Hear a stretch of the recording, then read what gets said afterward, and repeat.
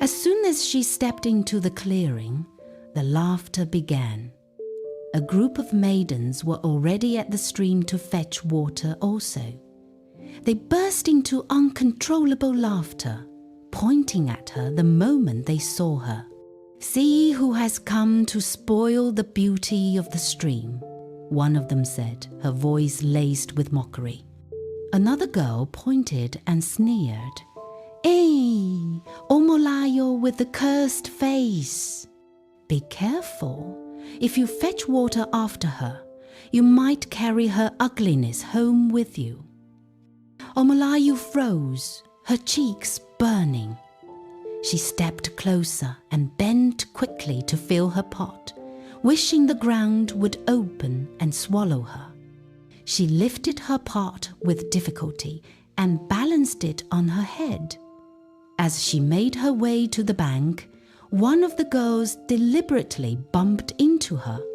The pot slipped from her head and crashed to the ground, shattering into pieces. Omolayo dropped to her knees, her tears falling freely into the sand. She covered her face with both hands, sobbing helplessly. Iroko land was the pride of the Oluyole region. The village was not just known for its fertile soil and bustling market. It was famous for its maidens.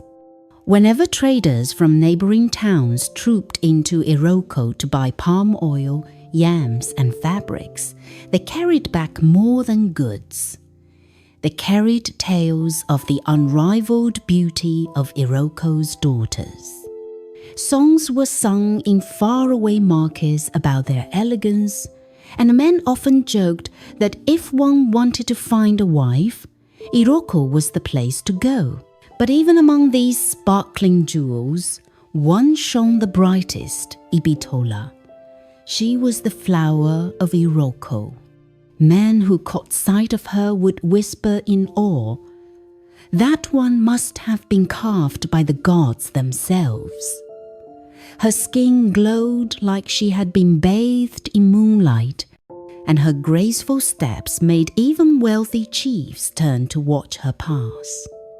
Her long hair, always neatly woven, bounced with the rhythm of her pride. Every man in Iroko, be he a farmer, a hunter, or a wealthy trader, dreamed of marrying her. Some came with gifts of gold and wine, others knelt with words of love on their lips. But Ibitola turned them all down with a smirk that pierced deeper than a knife. "Do you think I, Ibitola, daughter of one of the richest families in Iroko, will marry a mere hunter or yam seller? My beauty is my crown. Only a prince deserves me," she told her friends, who laughed and cheered her arrogance. Her parents often tried to correct her. "My daughter, beauty fades like flowers in the sun. Humility is what keeps a home," her mother said. But Ibitola would toss her head and reply, "When the crown prince of Iroko kingdom sees me, you will thank the gods you raised a queen. And for ring you." And so she waited, certain that the prince, still unmarried, would soon seek her hand. Yet, in this same land of beauty, there was one maiden whom the people mocked, a girl whose face was a sharp contrast to Ibitola's glowing radiance. Her name was Omolayo. On her left cheek sat a large, dark birthmark that made children point and giggle whenever she walked past. While the people sang of Ibitola's flawless skin, they whispered cruel names about Omolayo, calling her the cursed child. Her story was laced with sorrow. Omolayo's mother, Olajumoke, was the first wife of Chief Odegbami, the greatest hunter in Iroko. For years after their marriage, Olajumoke bore no child. Pressured by family and mocked by the village, Chief Odegbami married a second wife who soon bore him 2 children. When Olajumoke finally conceived, 10 years into her marriage, one would expect her husband's heart to be filled with joy. But when the baby was born and he looked at her face, his joy turned to bitterness. "This child cannot be mine," he thundered, glaring at Olajumoke. "Which spirit marked her cheek like this? Or which man fathered her behind my back?" Olajumoke wept bitterly and swore by the gods that she had never betrayed her husband. But Odegbami refused to look at Omolayo again. He withdrew his love, treating her as though she were not his blood. It was Olajumoke who gave the girl her name Omolayo, meaning "my child is joy," a name chosen in defiance of her husband's rejection. Olajumoke was a strong woman, blessed with wisdom and a successful trading business in Iroko Market. She raised the Omolayo with everything she had, pouring into her daughter lessons of humility, patience, and resilience. "My child," she would say, holding Omolayo's face gently, "people mock what they do not understand. You are special. One day, this mark you carry will speak of destiny, not shame." Omolayo grew under her mother's tender care. While she was mocked in the village, she shone in her studies. She attended St. Gregory Missionary Primary and Secondary School with the other children of Iroko. She read fluently in English and was among the brightest in her class. But her brilliance did not shield her from mockery. Students laughed at her, calling her names like the blemished one. They refused to sit beside her in class. Even when she answered questions correctly, some would roll their eyes and hiss, "Ugly girl thinks she is smart." This mockery continued throughout her primary school till her secondary school. Sometimes she cried. Other times, she simply ignored them. One day, in her 3rd year in secondary school, Omolayo walked past a group of her classmates during break time. Immediately they saw her approaching. They burst into uncontrollable laughter. "See her face! That mark is as big as the moon," one boy shouted. Another girl sneered, covering her nose dramatically. Maybe she was cursed in her mother's womb. Who would ever want to be her friend? The laughter grew louder. Some of the children even pointed their fingers at her cheek, whispering insults. Omolayo tried to walk faster, but their words followed her like arrows piercing her heart. "Ugly duckling! Eniabuku!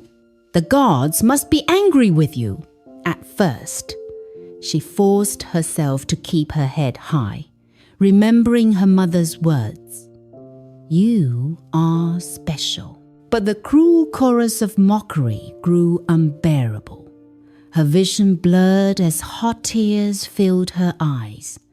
She quickened her steps, but the jeering followed until she finally ran to the back of the school building. There, away from their laughter, Omolayo leaned against the cracked wall, covered her face with her hands, and began to cry.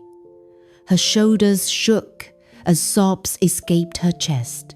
All she wanted was to be like the other girls, to laugh freely without being mocked, to walk in peace without fingers pointing at her. "Why, Mama?"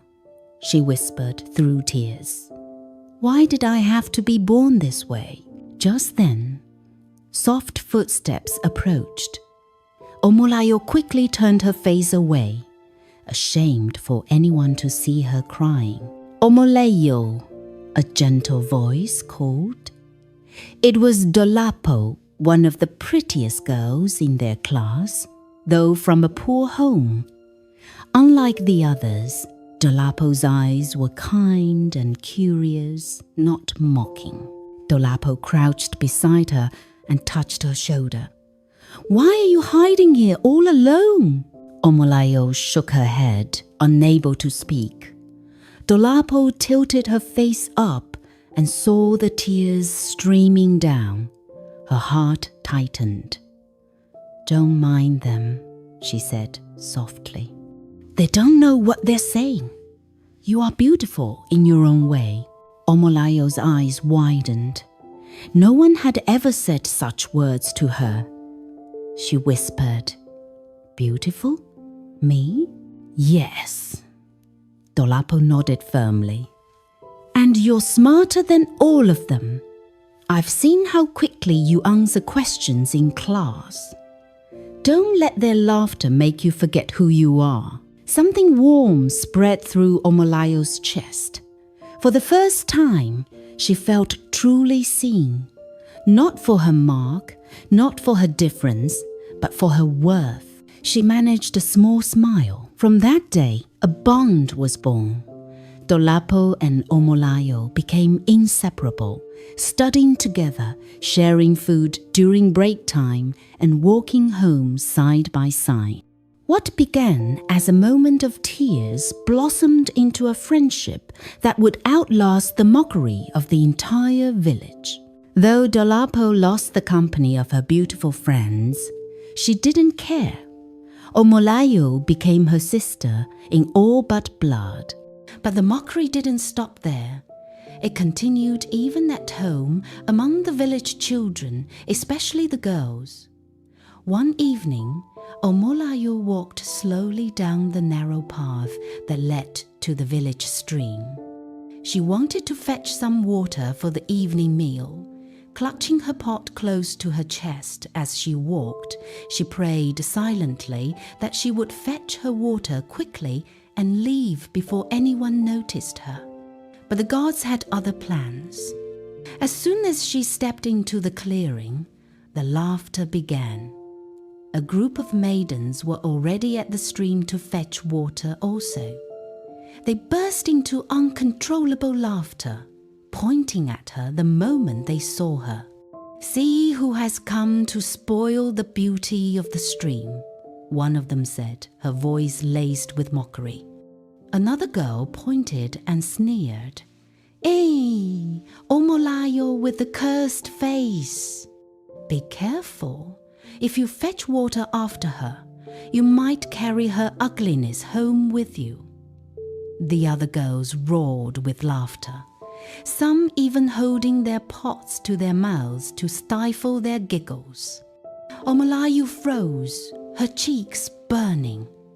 She stepped closer and bent quickly to fill her pot, wishing the ground would open and swallow her. But the insults didn't stop.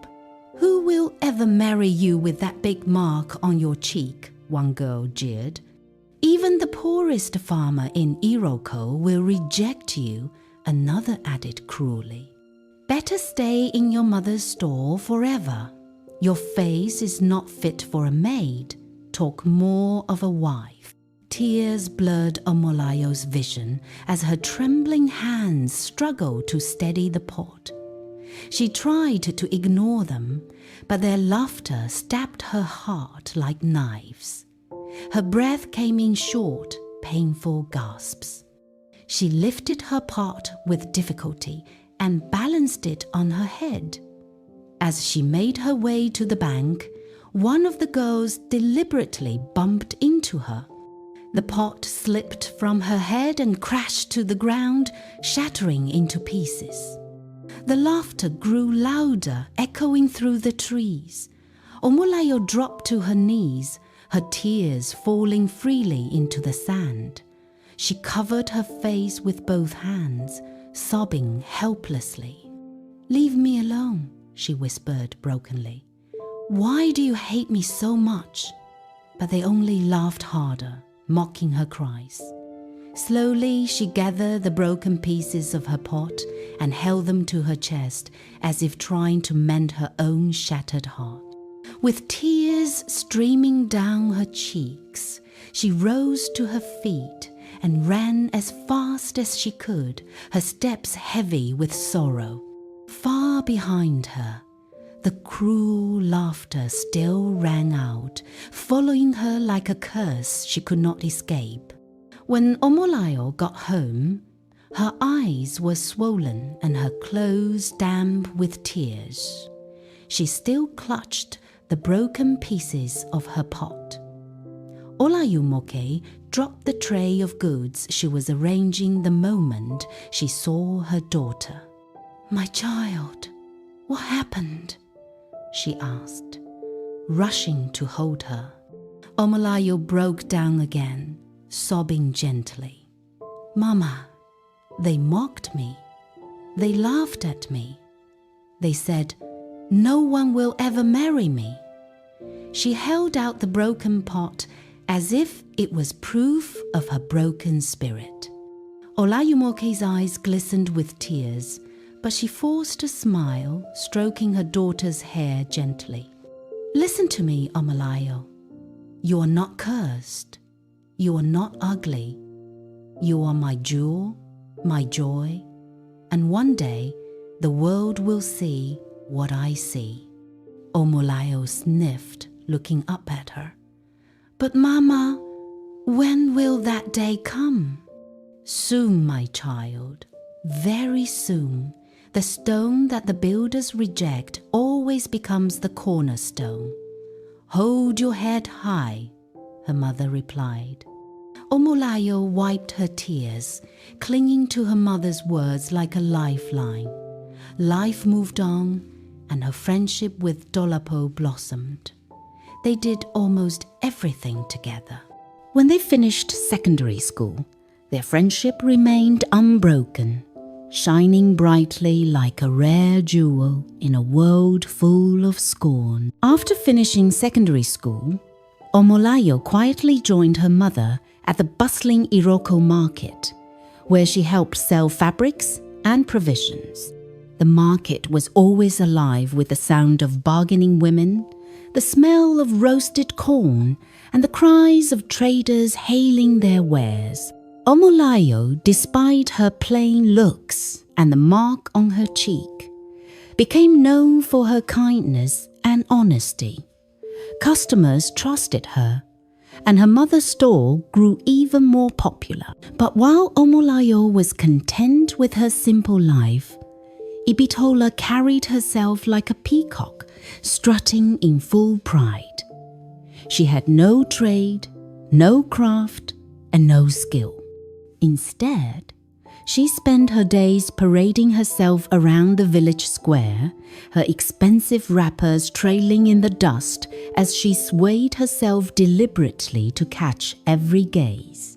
Men who dared approach her with marriage proposals were met with sharp, cutting insult. "If poverty is what you bring to me, don't waste your breath," she once snapped at a humble yam farmer. The man left humiliated, and the villagers whispered among themselves about how arrogant Ibitola had become. Then came the day that changed the fate of Iroko forever. The village crier went around with his gong, striking it against iron as he shouted, "Hear ye, hear ye!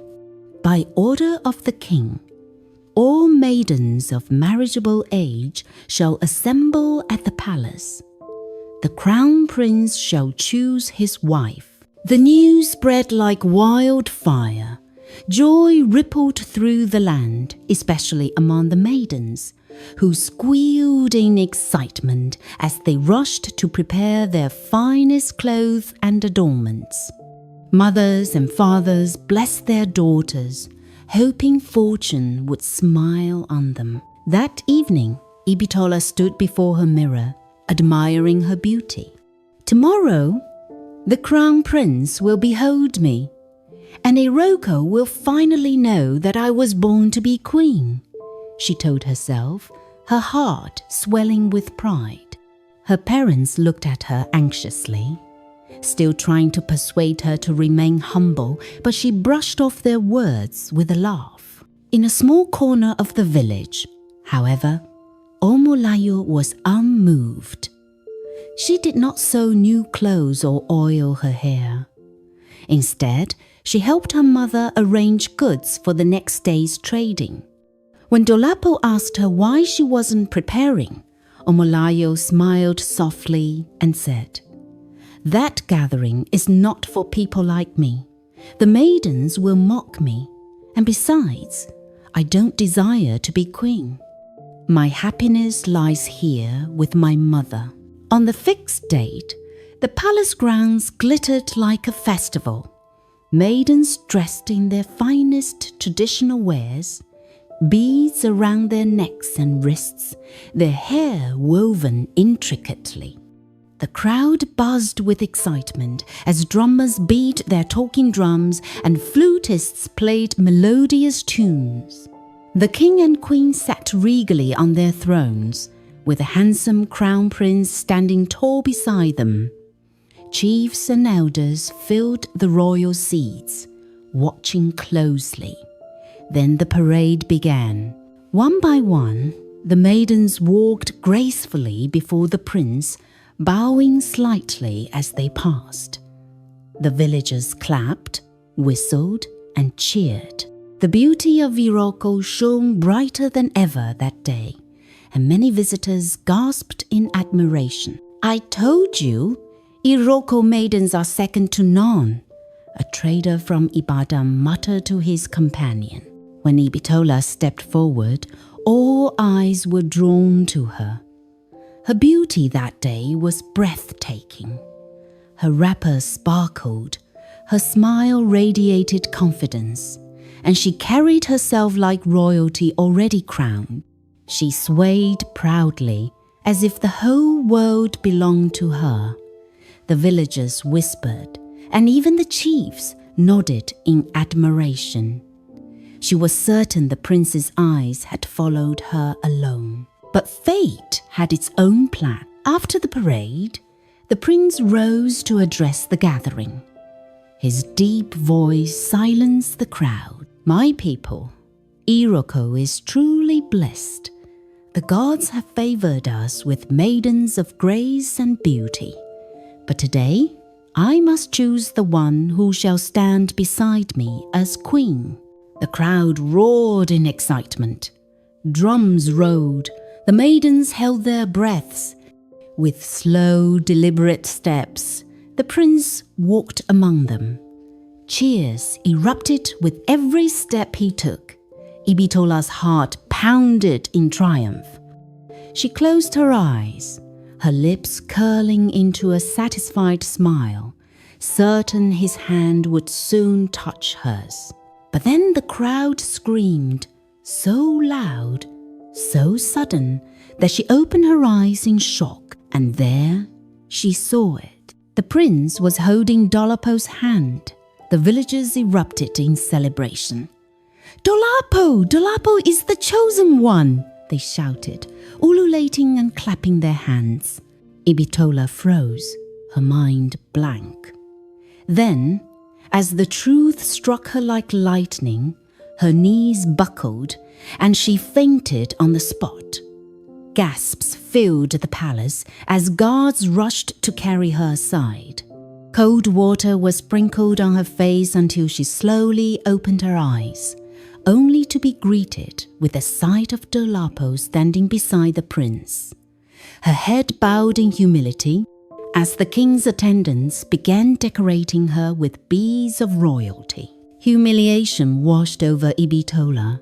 The same men she had insulted and ridiculed before were now laughing openly at her, mocking her arrogance.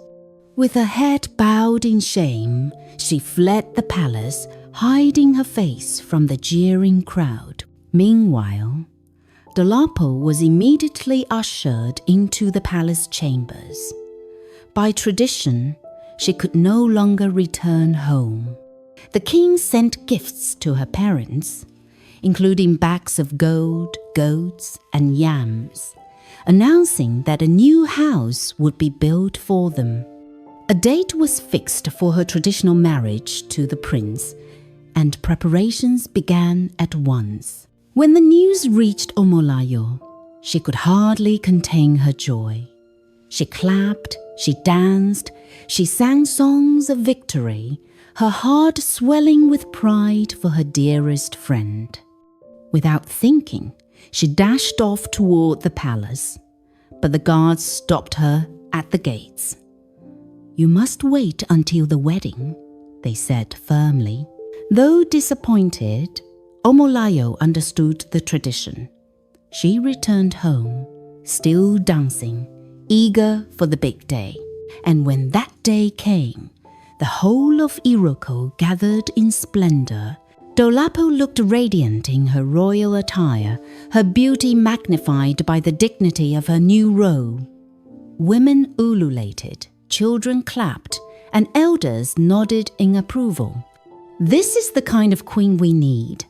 Humble, respectful, and kind," an old woman said.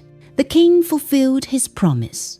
Dolapo's parents were given a new house and a thriving business.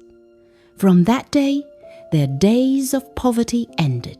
But for Ibitola, the world had collapsed. She locked herself indoors, unable to face the villagers. The once proud maiden now sat alone, consumed by shame. Life at Iroko Market went on as usual. Omolayo, as always, quietly helped her mother, smiling warmly at customers who had come to know her as the girl with a good heart. One bright afternoon, as she arranged fabrics at the stall, she noticed a fair-skinned stranger struggling with a woodcarver. The stranger's tall frame, foreign features, and golden hair made him stand out like a palm tree among shrubs. He spoke English hurriedly, pointing at a carved wooden image, but the carver shook his head, confused. Omolayo hesitated at first, but her kind nature pulled her forward. "Good afternoon, sir," she said politely, bowing slightly in respect, before turning to the carver and interpreting. Within moments, the deal was sealed, and the tourist paid gladly. The man's eyes lit up. He looked at Omolayo, surprised by her fluent English and respectful manner. As he walked away, he muttered under his breath, "She is different. She is unique." He glanced at her one last time before leaving the market, the image of her humility stamped in his mind. 3 days later, he returned. Then again, on the next market day, and the next. Finally, he introduced himself as Frank, a tourist from Canada.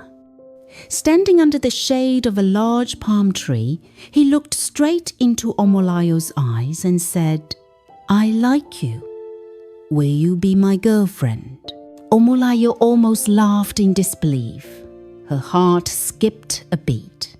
She had never heard those words before, words of admiration, of affection spoken to her. Not once had any man in Iroko told her she was beautiful.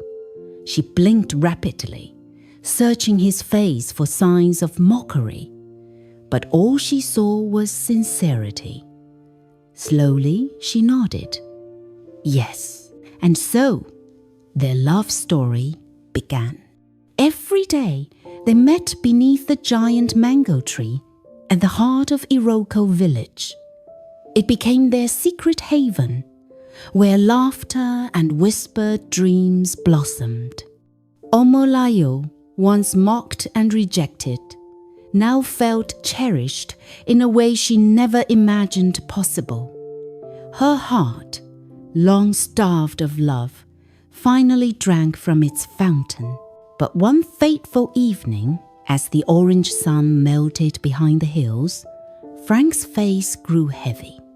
He held Omolayo's hands and said, "I must return to Canada soon." The words struck her like thunder. Her chest tightened. Tears pooled in her eyes as she whispered, "So soon? My happiness is short-lived." Frank smiled gently, then suddenly knelt on one knee, pulling out a small box. "Omolayo," he said, voice steady. "Will you marry me?" She gasped, her hands flying to her mouth. For 20 long seconds, her world spun, her heart raced, her tears fell freely. When he repeated the question, her answer burst out like a song. "Yes, yes, I will marry you," she screamed, hugging him tightly as he slipped the ring onto her finger. The next day, Frank marched boldly to the market to speak with Olajumoke. Bowing respectfully, he said, "Madam, I want to marry your daughter." Olajumoke's eyes widened with joy, though she cautioned, "Let me speak to her father first." That night, she mentioned it to Chief Odegbami, but before she could finish her words, he cut her short with bitterness. "Don't call her my daughter. Do whatever you like with her. I have no hand in it," he barked. His heart was hardened, poisoned by years of resentment. He had long abandoned Olajumoke and poured his affection into his second wife and her children. Olajumoke wept silently, but the fire of motherhood burned stronger. She gave her blessing to Frank, who left for Canada to prepare for the wedding. A month later, he returned, not alone, but with his parents. On the day of the traditional marriage, the entire village buzzed. Drummers drummed, women danced, and the air was filled with the aroma of roasted goat meat. The moment Frank arrived with his family, a murmur rippled through the crowd. "He is a white man," people exclaimed, their eyes wide. And when the elders pronounced Frank and Omolayo husband and wife, the people clapped in wonder, saying, "The gods have honored her." Chief Odegbami sat quietly in the corner, regret burning his heart. He had ignored his own blood, only to watch another man, an outsider, claim her with pride. For the first time, he realized the depth of his loss. Frank wasted no time. He secured visas for both Omolayo and her mother, insisting Olajumoke join them. "You have suffered enough," he told her kindly. And so, together they left Iroko, boarding a plane that carried them into a new world. In Canada, Omolayo's life transformed. She furthered her education, studied diligently, and became a respected nurse. She and Frank built a beautiful family together, blessed with 2 handsome boys. Love and laughter filled their home, washing away years of rejection and pain.